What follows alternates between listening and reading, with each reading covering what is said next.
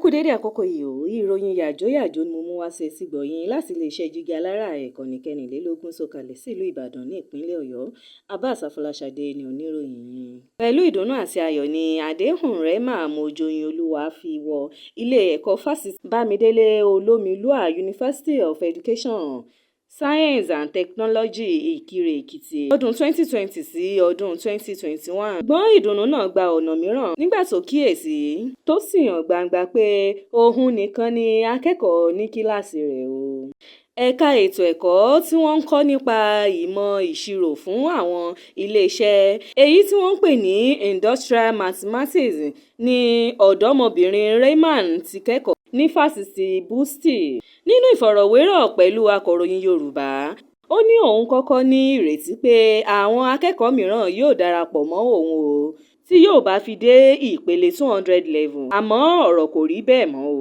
Adéwuyè Rayman Mojọláolúwa nìkan ló dá kẹ́kọ̀ọ́ láti ìpele 100 level títí tó fi ṣetán ní 400 level o. Ó ní ẹ̀kọ́ nípa ìmọ̀ ẹ̀rọ ló wu òun láti kọ́ o, àmọ́ máàkì tó gbé nígbà tó fẹ́ wọ fásitì náà ló mú kó padà sí ìmọ̀ nípa ìṣirò.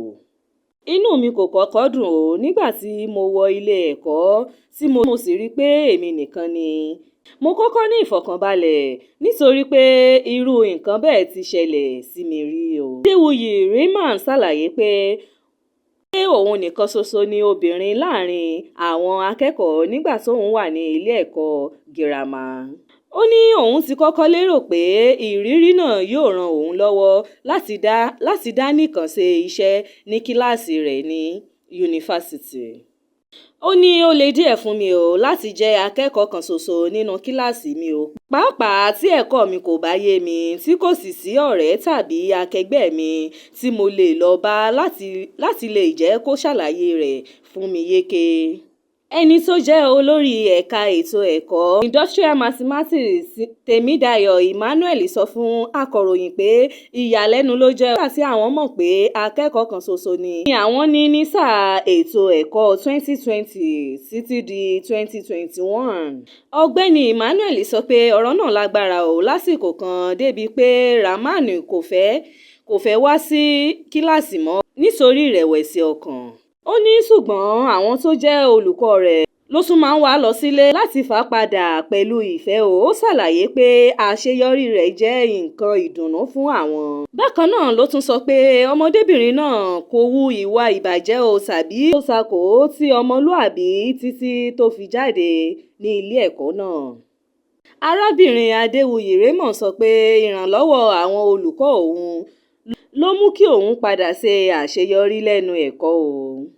Nínú èròǹgbà rẹ̀ fún ọjọ́ iwájú, ó ní tí yóò bá fi tó ọdún 5 sí 10 sí àsìkò yìí, òun ti fẹ́ ní ìwé ẹ̀rí ìpele kejì tó jẹ́ master degree àti PhD lọ́wọ́ o.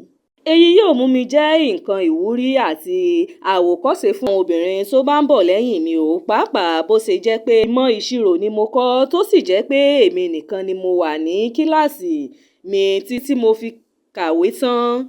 Kò ní jù báyìí lọ lórí ìròyìn yàjóyàjó fún ti àkókò yìí. Ẹ máa bá wa subscribe sí ìkànnì Jígí Alára ìkànnì kẹrìnlélógún sọ̀kalẹ̀ sí ìlú Ìbàdàn ní ìpínlẹ̀ Ọ̀yọ́. Abbas Afọláṣadé ni oníròyìn yìí o. Ẹ ṣé púpọ̀.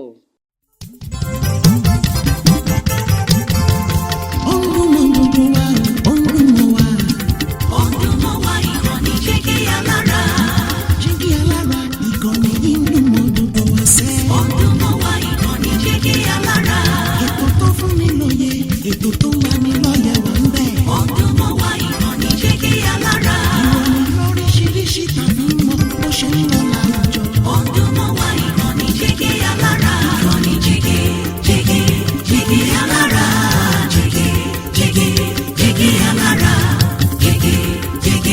Jígí Alára. Jígí Alára. Ìkànnì Jígí Alára 24 bàbá gbogbo.